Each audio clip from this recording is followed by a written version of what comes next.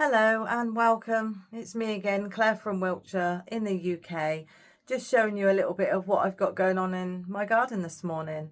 So I'm in my greenhouse right now, hence why it sounds so echoey. And I just show you what's going on and how everything's doing. Okay, so my chilli plant here, so my sweet chilies, that has become so bushy. It's squashed in there at the moment, but it's okay. And I have chilies that have appeared. So we have one here, here, here. Not sure if there's any at the back, so I might spin that round. Or there is a couple just at the back. Let's see if I can show you just in there. So that, I think I'm going to get a very good harvest from this year. We have one lonely little pumpkin plant down here. The other two have gone to my little boy's school and he's given those as teacher gifts. I'm not quite sure what I'm going to do with that one, but I will probably gift it because I like other people to enjoy what I do. And I've got 3 sunflowers there that are still all lonely waiting to go to my allotment plot. I've just got to wait for a lift to get them there because it's too far for me to walk. The onions are still dry in there. Some of these have done really well with their skin actually. This one's done very, very well. But here there's still a little bit of dampness in here, so they're not quite ready to go yet. And I did pull up my spring onions, but they could really do with going in the fridge. I'm thinking I might use them as like kind of like a shallot and pop them in a stew. So I think that's what I'm going to do with those. And then tucked away in the corner here is my lemon tree. As you can see, I've got so much new growth on this. I did give it a feed at the weekend. The new growth compared to the old. So the old you can see is much darker green. The new is much lighter. And I've got some new stems coming up high there. So that's a yuzu lemon tree, which can withstand the temperatures in the UK. However, I am keeping it in the greenhouse because my greenhouse doesn't really go below 18. So I think it's just going to do really well. I want it nice and bushy, and then next year I'm hoping to get some fruit off of that one. And then this one I need to step back for my cucumbers. They are almost at the top of the greenhouse, which is scary how fast they've grown. So I have already harvested this morning. I didn't think I had anything to harvest off there this morning because I took 3 off yesterday. Only I didn't look very well yesterday because I found one right by the window and it's huge. Let me show you. There you go. So it is almost the full length of my hand. It is extremely fat. I can't even put my fingers around it. It's huge. It's a very prickly one. And it's very nice on the top, very smooth. And then as you come down, it's very prickly. But what I tend to do is I just sit there and I rub them a little bit. And the little spiky bits, they come off. So when I'm crunching into it, I haven't got any spikes going into my mouth. So this is the mini versions of the cucumber. They... the snack version, I guess you can call them. I don't tend to eat the big cucumbers. I'm not a fan, but the smaller ones, because you can dip them in hummus and tzatziki and other things like that, I think they're great for that, and they're great for packed lunch boxes as well for kids. So yeah, so that's what I've got. I have got some new ones coming up in here. So I've got one there, a couple there. I mean, that's quite a big one in there.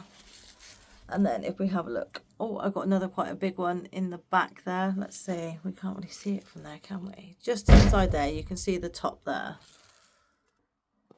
And then we've got a funny shaped one there. So I think that, so although I grew all the cucumbers from the same seed, I think we've got either some cross-pollination or there's something seriously wrong because I'm starting to grow some long ones. So that's the second one that I'm growing that's long like that because the other ones aren't like that. I can't stop showing you my cucumbers.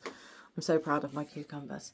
But yeah, so like I've got to do a little bit of maintenance today because this one is not growing where it should be growing. So let's just pop him up. I don't know why I say him. We say her for cars, but him for vegetables. Well, I do. Okay, so what have we got next? So let's do the floor again.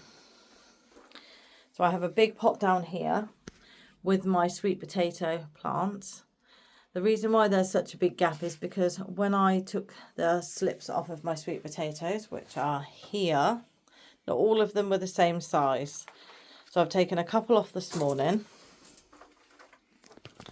So here are the 2 that I've taken off this morning. So as you can see, there are no roots as of yet.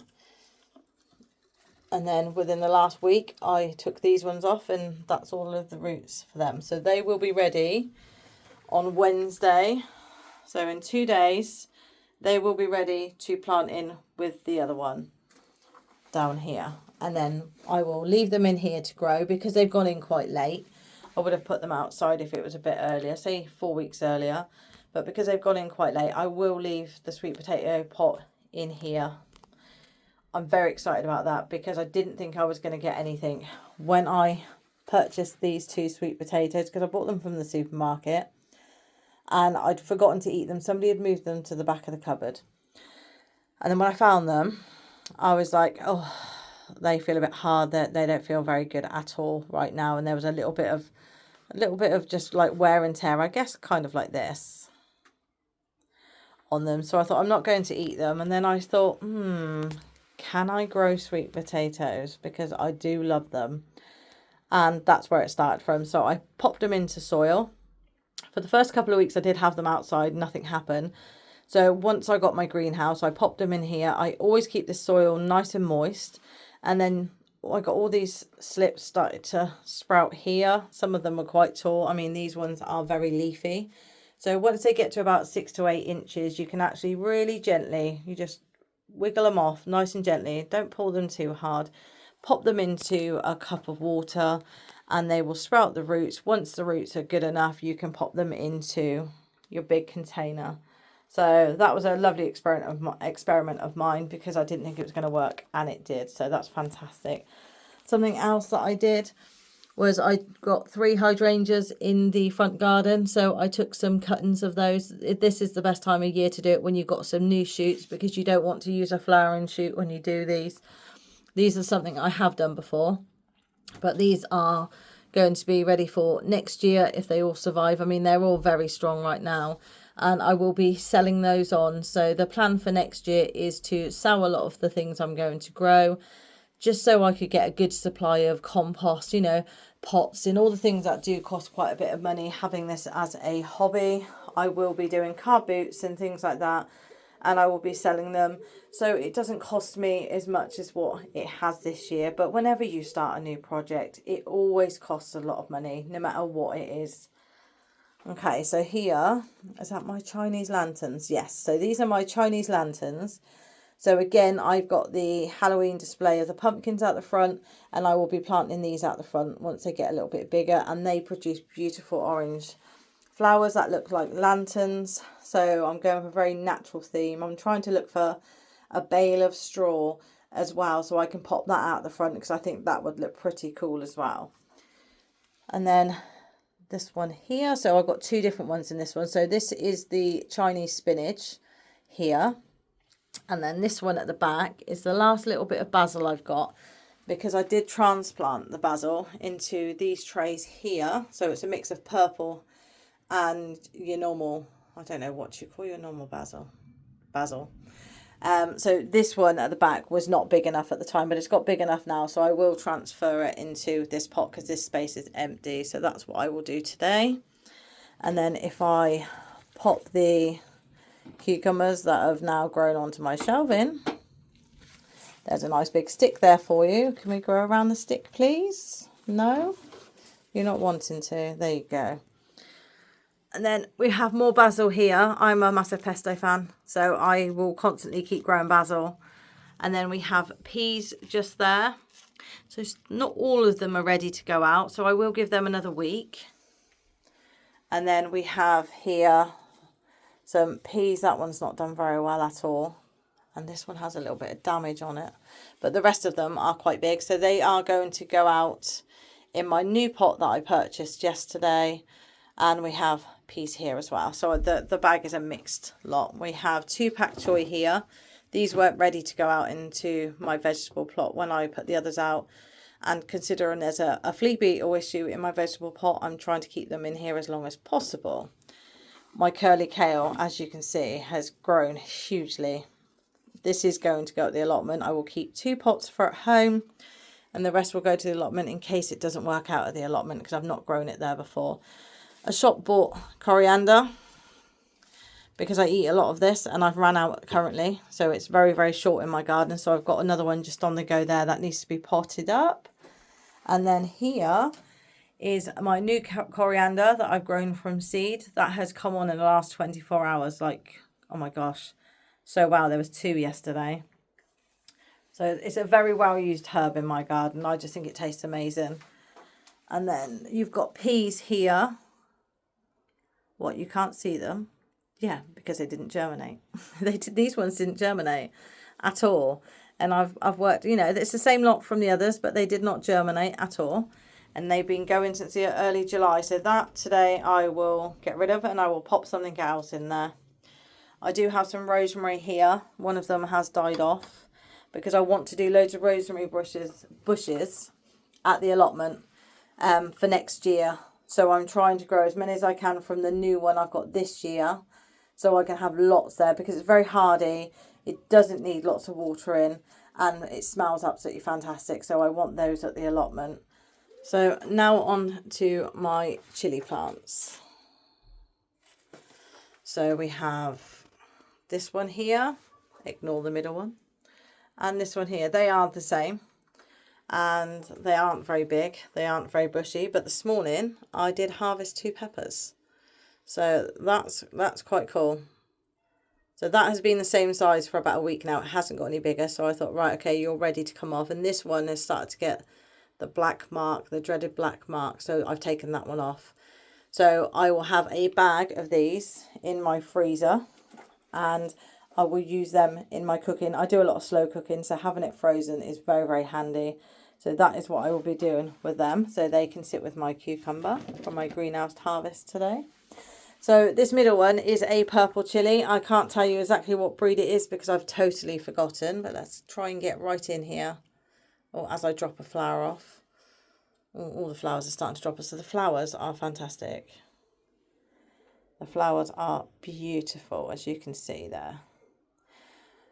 So these I grew from seed really early on in the year, but they weren't really doing a lot because of not having the greenhouse. They do require a lot of heat. Not so much the sunshine, but definitely the heat. But this has come on huge. I mean, it's bigger than the other ones, which were shop bought. So that is absolutely fantastic, but it does need to be potted up to go along with the other 2 that I have right over here, which are the same breed. As you can see, one's a lot bigger than the other. So I'm actually going to put those all in the same pot, but into a big pot. So I'm hoping it will do what this one has done when I did the same with this one. So I'm hoping for the same as what I did with this one. And then pop another pot, like I've got a lot of space in here. So that's everything apart from my strawberries, which you saw if you watched my video today. So that's the strawberry runners that are in there. So that's 9 that I got in there. Some of them are doubled up, but I'm very pleased with those. And my bell peppers. I've got 1 there, 1 in there. I'm having to lean down very low, so excuse me. And then a really big one here. That one is just ginormous. I mean, if I put my finger next to it, you can see it's almost the size of my finger now. And I have some just up here ready to go. So this is producing very, very well. I did have it up on the top shelves of my racking, which goes here, which is in full sun. But it wasn't producing anything. I think it was just too sunny. And it was damaging some of the leaves. I mean, you can see a little bit here, some of the damage on some of the leaves compared to the new leaves that have come up since I moved it down. So now, since I've moved these down onto the floor, they are doing much, much better. When the fruit gets a little bit bigger, I will pop them back up just for the fruit to ripen, because there is nothing worse in life than a green pepper and a sprout, to be fair. But mainly a green pepper. It's so bitter. I'm not good with green peppers. Give me any other colour and I'm absolutely fine. As long as they're cooked, I'm not great with them raw either. but they're so versatile. The hope is I can start slicing them, freeze them up, and I have a nice big bag to keep in the freezer to dip into whenever I need to dip into it. The first ones I will have fresh because I like to taste everything I've grown. So that is everything in the greenhouse.